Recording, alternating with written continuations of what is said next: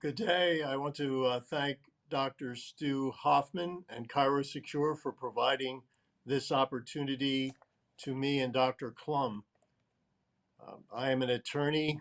Dr. Klum is a chiropractor, and we have both spent many years assisting in the defense of chiropractors facing cases which may be deemed as outliers.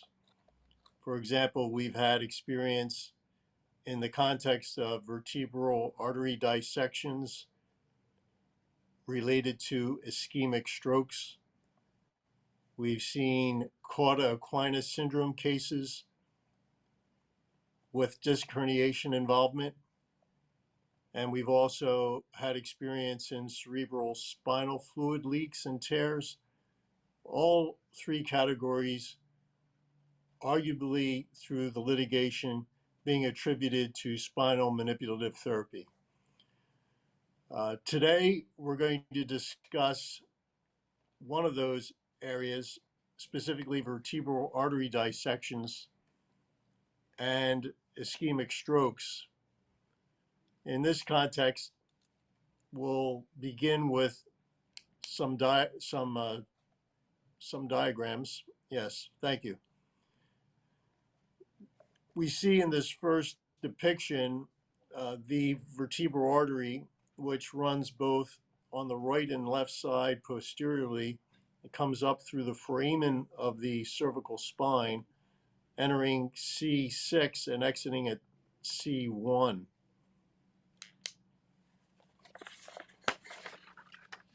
Arteries in the human body are made up of three concentric layers, the innermost being termed the intima, the middle, the media, and the outer layer, the adventitia.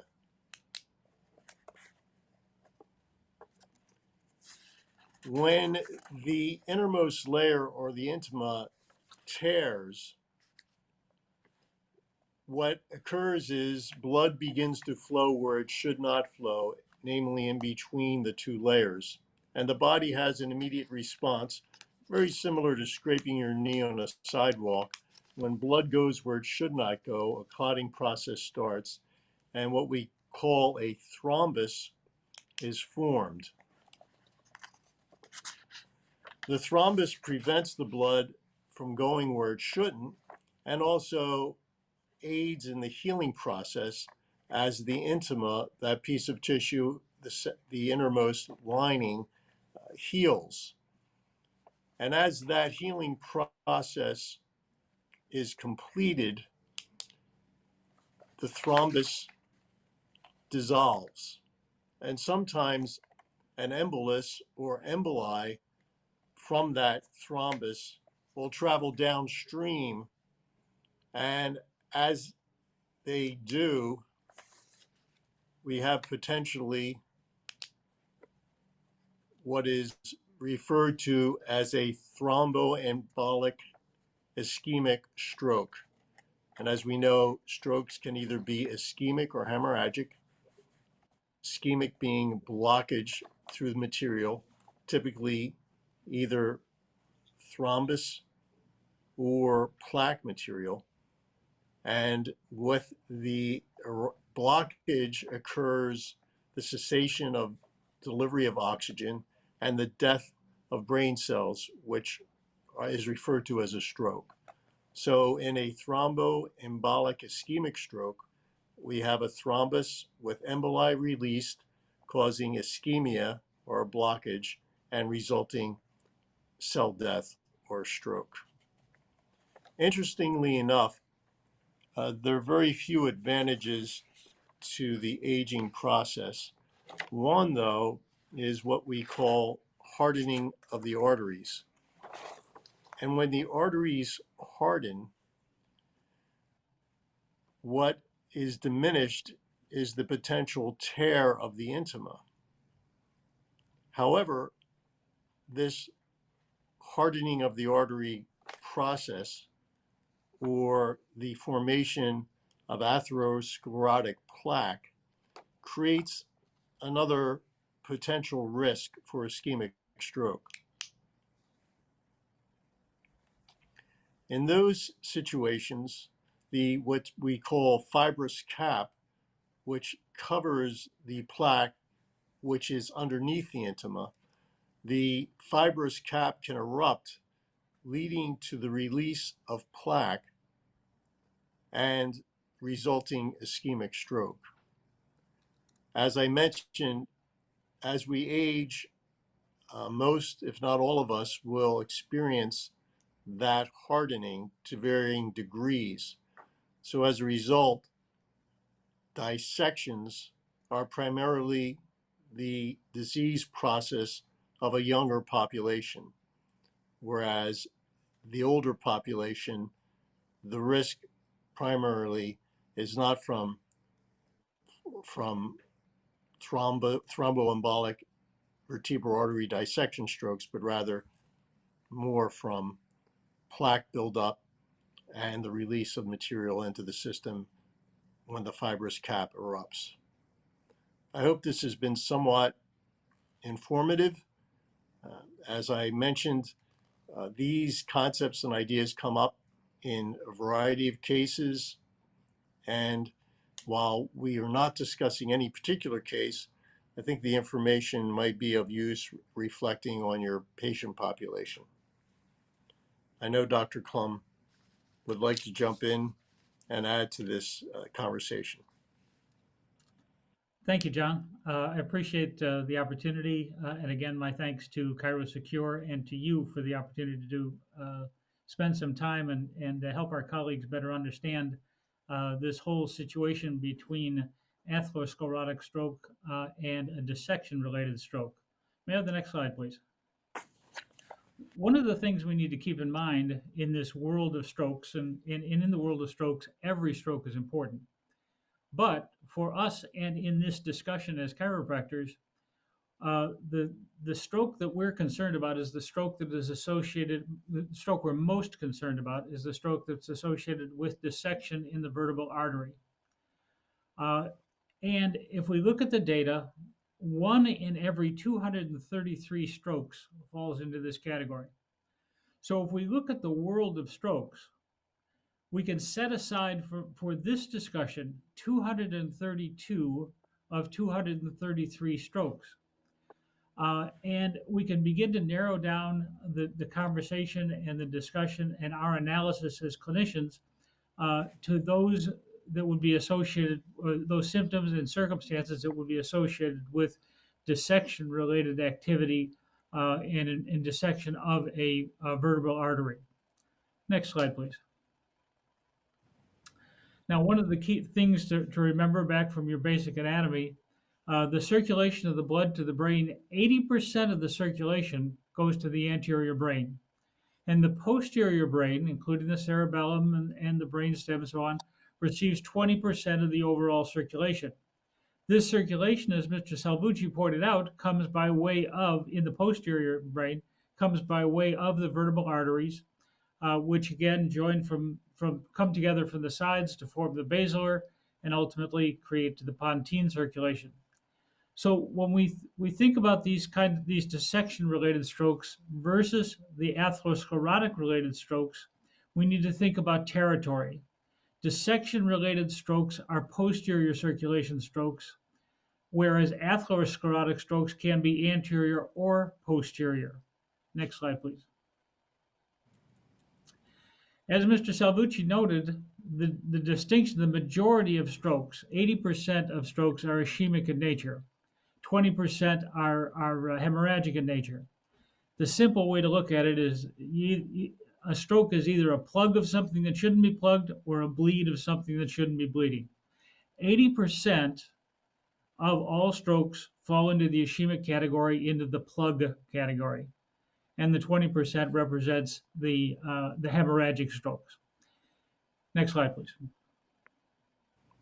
Now, this is perhaps one of the most important points to get at in this discussion.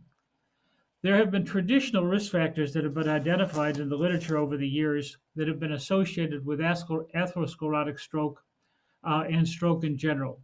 And these have included increased blood pressure, these have included hyperlipidemia, these have included a sedentary lifestyle, These have included obesity, and they have included genetic factors.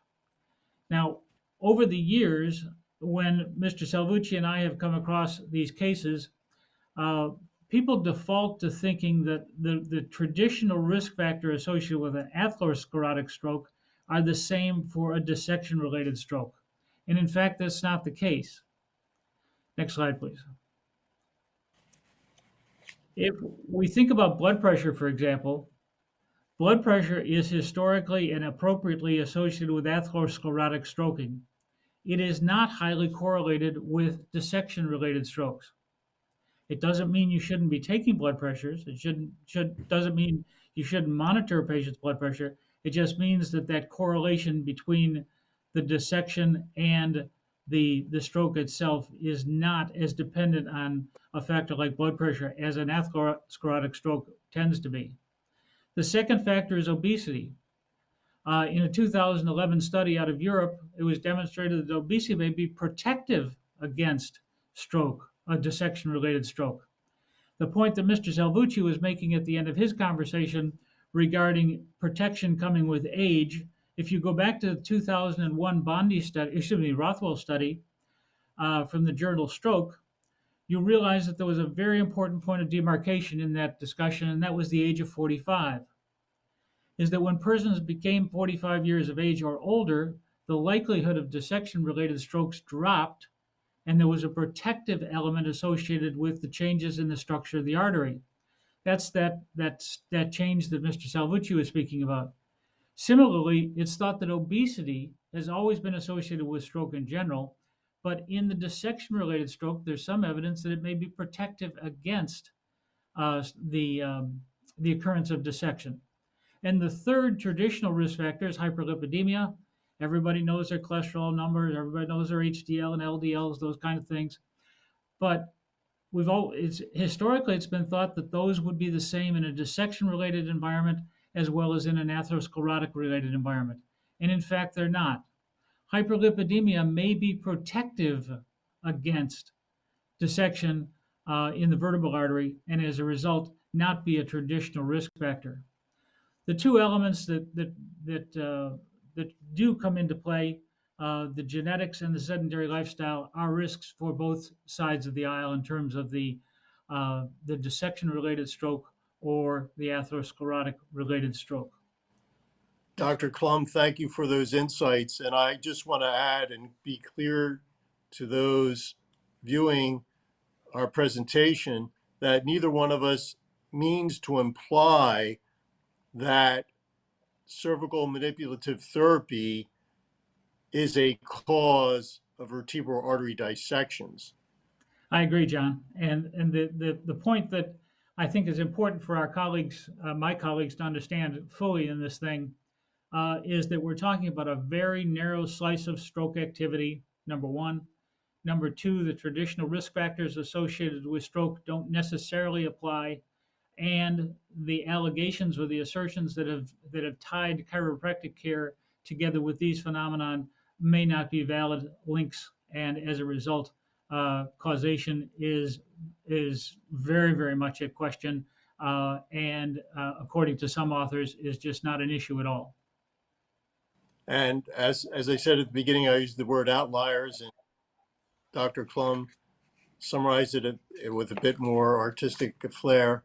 But at the end of the day, you could wind up completing your practice and never encountering a stroke that has been tied to a vertebral artery dissection. And we know that occurs. And for those, though, that have the unfortunate uh, uh, luck to encounter that, we are here to support you with a host of arguments and defenses that would counter those allegations. In future conversations, we hope to discuss with you the arguments supporting the lack of causation in regard to vertebral arterial dissections and strokes, and also visit the other two topics I mentioned at the outset, namely cauda equina syndrome and disc herniation in relation to spinal manipulative therapy, And finally, cerebral spinal fluid leaks and tears allegedly associated with spinal manipulative therapy. Thank you.